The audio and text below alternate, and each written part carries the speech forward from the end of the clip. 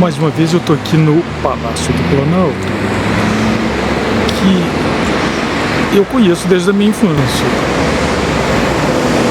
Na verdade, quando eu conheci, já era depois do golpe de Estado de 1964, que eu cheguei aqui com 4 anos em 1964. Mas o meu pai já estava aqui, ele conheceu na época do João Goulart, mas o meu tio, que era meu padrinho, conheceu bem antes, porque ele veio para Brasília quando Brasília estava sendo construída.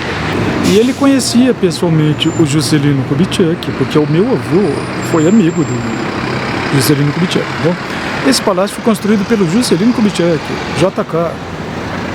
Então a minha relação com ele é antiga, não depende em nada do atual ocupante. Então eu sempre venho aqui não por causa do ocupante, eu venho por causa do palácio. No momento é essa coisa triste que não trabalha, porque pelo que eu vi, a bandeira dele não está aí. Esse homem não trabalha. Aliás, ele trabalha, mas destruindo. Ele sabe destruir, mas construir ele não sabe. Ele mesmo disse, né? A especialidade dele é a morte, é matar. Mas a minha especialidade não é rememorar. É meu trabalho de historiador. E rememorar a minha relação com o palácio, que é belo, é obra do Oscar Niemeyer, o comunista, que eu estou sempre homenageando, porque boa parte dos prédios dos palácios é obra de Niemeyer. Esse é um deles. E eu vim aqui.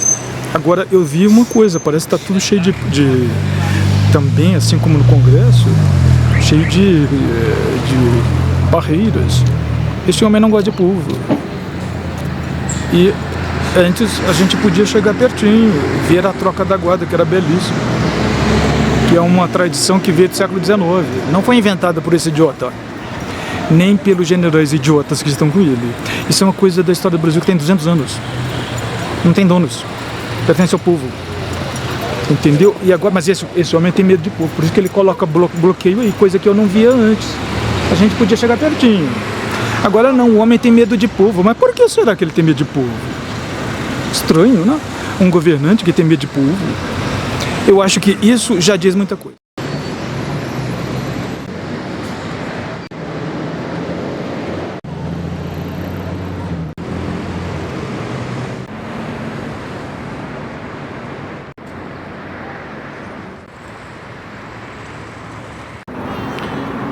É o seguinte, é mais uma coisa que me deixa muito triste aqui na Praça dos Três Poderes, que eu conheço desde a minha infância, nos anos 60. Bem, nos anos 60, a cidade, primeiro que a cidade era bem menor do que ela é hoje, ela não estava toda construída como ela está hoje. E eu encontrei essa cidade que era menor, ela não tinha nem 500 mil habitantes, tinha bem menos quando eu cheguei aqui. Tinha uns 300 mil, acho. Era outra cidade. E, portanto, claro, as ruas eram mais vazias, porque havia menos carros também no país. A população era menor e havia menos carros. Mas eu vim muito aqui nessa praça desde a minha infância. Depois, durante a ditadura militar, e depois como estudante universitário, era perigoso. A ditadura não queria povo aqui. Isso eu testemunhei muitas vezes. Eu até, na verdade, tem um caso que foi quando eu tinha 15 anos e estava estudando no 2º grau. Na verdade, eu estava sofrendo muito, então eu saía de casa. E minha mãe achava que eu ia estudar, mas na verdade eu chegava na escola e eu saía da escola e era lá no Elefante Branco. Eu morava na Asa Norte e a escola era na Asa Sul, bem longe, quilômetros longe. Então o que eu fazia? Eu era de manhã, então eu passava a manhã inteira perambulando, andando de lá até chegar em casa a pé. E uma dessas vezes eu passei por aqui, pela Praça dos Três Poderes. Foi importante e legal para mim, porque ficou na minha memória, foi quando o primeiro embaixador da China popular, da China continental, entregou as credenciais diplomáticas ao então presidente Geisel.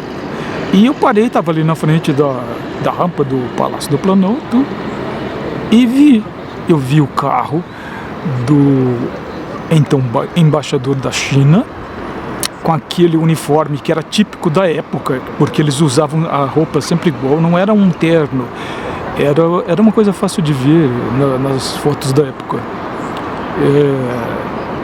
Era uma coisa preta com a gola, parecia uma coisa de clérigo, mas não era assim. Todos os homens da China popular usavam aquele tipo de roupa.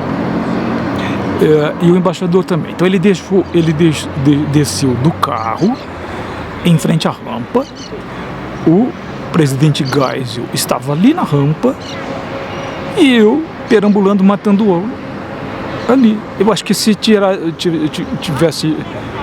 tiraram fotos e se eu pesquisar, talvez um dia eu encontre eu ali com 15 anos vendo o embaixador da China, o primeiro embaixador da China, apresentar credenciais ao Brasil, porque até então o Brasil não tinha relações diplomáticas com a China comunista, a China continental. Tinha com Taiwan, a China nacionalista, como se dizia na época de Chiang Kai-shek. E quem era o presidente da China? Eu acho que não era mais o Mao. O Mao já tinha morrido. Eu não me lembro quem era, mas eu me lembro do Zhou Enlai, primeiro-ministro, mas também tinha morrido. Eu também não me lembro se em 1975 eles estavam vivos ou não. Mas eu estava aqui. E isso eu me lembro. Mas não tinha todo esse aparato de defesa e de proteção. Olha que era a ditadura militar. E eu, um simples estudante matando aula, eu vi de cara a cara, de frente para a rampa, o presidente Geisel, o general, né, em cima da rampa. E ele recebeu diplomaticamente, educadamente, o embaixador da China comunista. E a ditadura militar era anticomunista.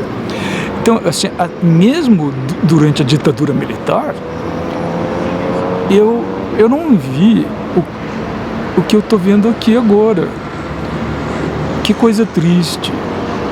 Eu espero que o país que surja depois das eleições seja um país que resgate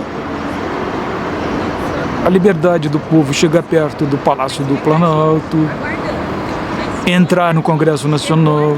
E eu estou vendo lá no fundo o Supremo Tribunal Federal, que são os três poderes, né? À minha esquerda está o Congresso Nacional, à minha frente está o Palácio do Planalto e atrás de mim está o STF, o Supremo Tribunal Federal. Os três poderes nos quais a República Federativa do Brasil se divide. Tristes tempos. O ocupante à minha frente, ele incita o ódio. Eu acho que deve ser isso que explica porque tem tanta grade de proteção. E eu me lembro que eu vi pela internet, pela imprensa, a tal da Sarah Winter atacando com fogos de artifício. Gente, eu fiquei muito chocado. O STF e aquele que não gosta de trabalhar, mas que gosta de proferir mentiras não sei quantas vezes por dia e também gosta de incitar ao ódio e à violência, ele incitando a sua turba a atacar o STF. Ai, que pesadelo que o país entrou. Eu espero que eu esteja filmando os últimos momentos desse pesadelo e que a gente acorde para um sonho feliz. Uma realidade que eu também quero que seja feliz, não só um sonho, mas uma realidade. Mas hoje ficou tão difícil que não só a realidade está insuportável, mas ficou proibido sonhar. Não querem que sonhemos. E transformaram a realidade num pesadelo.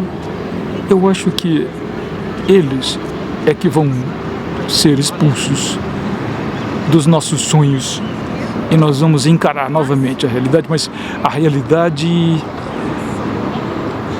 que sonhamos construir de um país melhor, com menos desigualdades sociais, um país pacífico, um país mais feliz. O Panteão da Pátria. Isso é uma coisa nova na história da minha vida, eu acho que é novo, porque depois do governo Sarney, que eu já era adulto, tinha passado pela universidade já. E eles fizeram isso, o Panteão da Pátria, onde se homenageiam os heróis Tiradentes, o primeiro deles, né? Mas também foram acrescentados outros. Ele é bonito porque tem uma coisa aqui que lá em cima da escada tem um fogo eterno. Esse fogo vem da pré-história, quando o ser humano dominou o fogo há 500 mil anos atrás. Em Roma Antiga era considerado o símbolo dos deuses lares, que cada família, cada pater familias tinha que alimentar no altar dos deuses lares. Era o fogo que ele não podia deixar morrer. Então o fogo ainda continua com essa simbologia de o espírito humano, né? No caso aqui, o espírito de luta pela pátria, pela liberdade, que nada tem a ver com pátria acima de tudo e Deus acima de todos, porque na prática o que esse homem fez foi o indivíduo, ele e os filhos dele, acima de tudo, e Deus e a pátria abaixo de tudo. Na prática foi isso, porque é uma blasfêmia falar que Deus está acima de tudo, onde ele coloca a individualidade dele, a liberdade absoluta dele. Ele não aceita conviver com os outros poderes, ele ameaça os outros poderes, ele não quer povo perto dele. Isso não tem nada a ver com pátria acima de tudo. Os heróis da pátria, sim, porque é uma outra coisa. Eles lutaram pela pátria brasileira, que alguns preferem chamar de mátria, mas na nossa língua portuguesa, herdeiros de Roma, né? Pater familias. A pátria é o pater familias. Mas esse pater familias estava ficando amoroso. E, aliás, ele teve uma mulher como presidenta. Não gostavam de usar essa palavra, presidenta. Mas eu até gostava de usar presidenta, sim, porque é correto no português. Mas o macho alfa, os machos a derrubaram para implantar essa coisa, esse pesadelo.